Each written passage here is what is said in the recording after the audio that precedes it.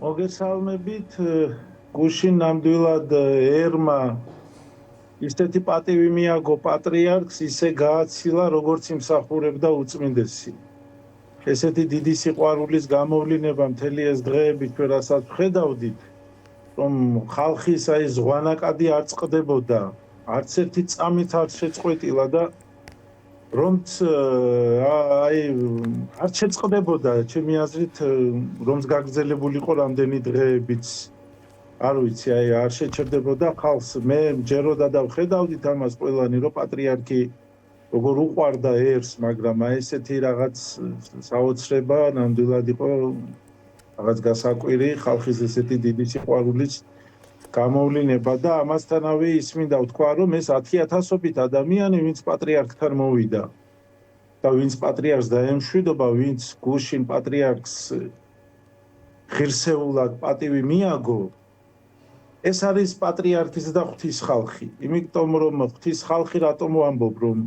ეს იყვნენ ის ადამიანები რომლებსაც პატრიარქი უყვარდათ და ეს იყვნენ ის ადამიანები რომლებსაც პატრიარქში ღმერთი უყვარდათ იმიტომ რომ პატრიარქის ის თვისებები რაც უწმინდეს გააჩნდა ის სითბო სიყვარული ერზე მზრუნველობა სიკეთე აი მრავალი სათნოებები რითაც ჩვენი უწმინდესი იყო დაჯილდოვებული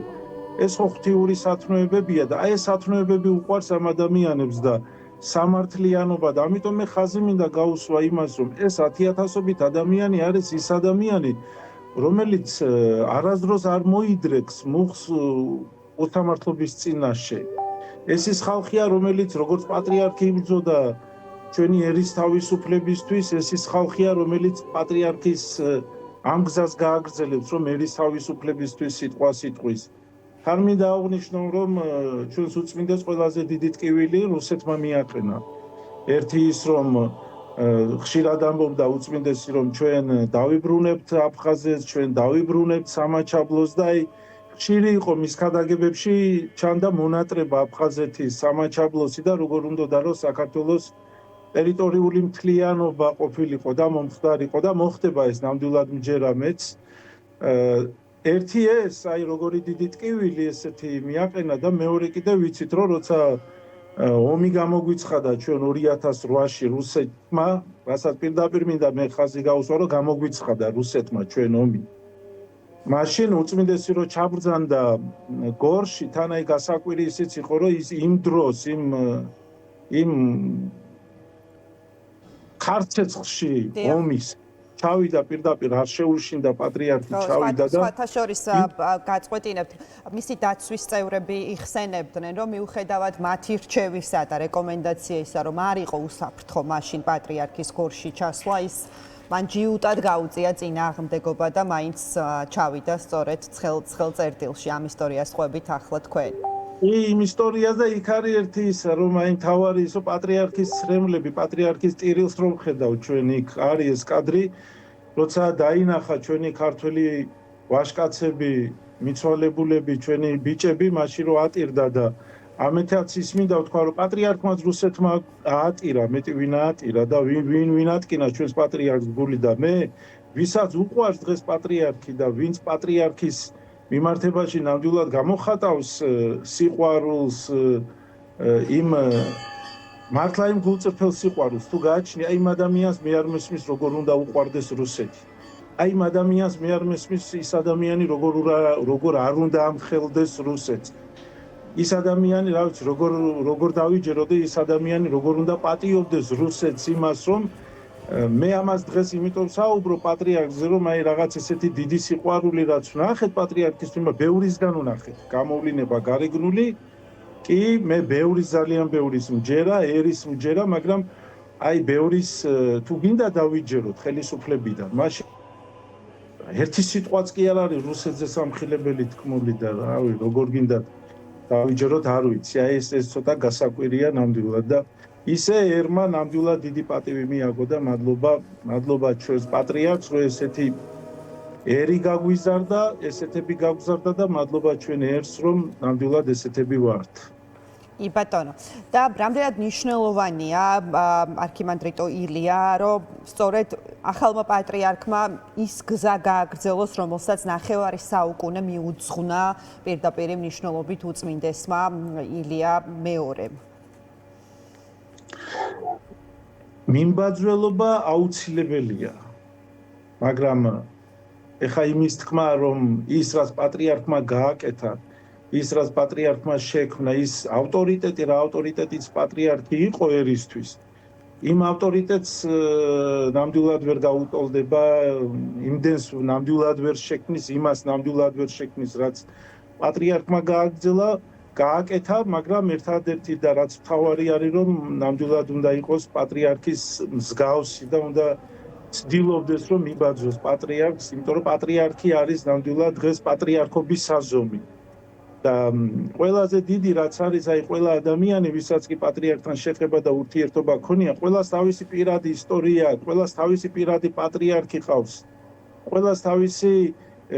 მოგონებები აკავშირებს პატრიარქთან და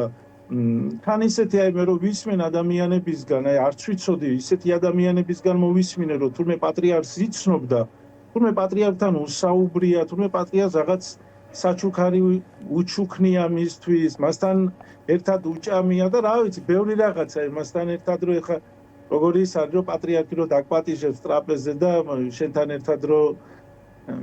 ხო ჩვეულებრივია, მაგრამ ამასთანავე არ არის ჩვეულებრივი, იმიტომ რომ საერთოდ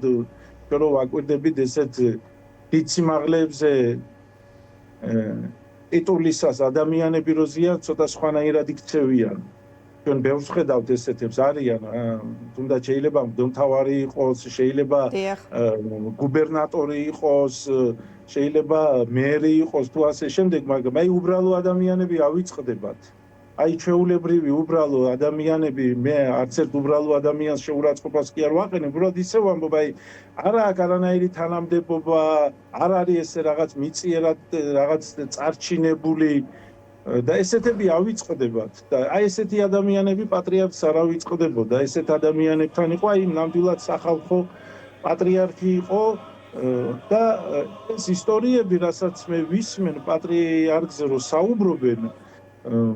აი ეს უნდა გააკეთოს შემდეგმა პატრიარქმა, ჩემი აზრით რომ და ეს უნდა იყოს პირველი, რომ იყოს სახალხო, იყოს უშუალო როგორც პატრიარქი. გამოდიოდეს, ხალხთან საუბრობდეს, ხალხთან ერთად დაჯდეს, ხალხთან კონდეს კავშირი და ურთიერთობა. ეს ქრისტიანობაც ეს არის, როცა ჩვენ სახარებას ვკითხულობთ, ჩვენ ხედავთ, რომ ქრისტე ზღვის ნაპირასო იჯდაო ხალხთან ერთად. ქრისტე მთაზე იჯდაო ხალხთან ერთად. ანუ ეს აღნიშვნები სახარებაში რომ არის, იქ მთაზე, იქ ზღვის ნაპირას, იქ ნავში, ეს იმას ნიშნავს, რომ ქრისტე ღმერთი ყველა ადამიანთან იყო, ყველგან იყო. თუ კი ადამიანები სადაც შეიკრიბებოდნენ, მათთან ერთად ჯდებოდა, აი მაგალითად იყო სახლში, აივანზე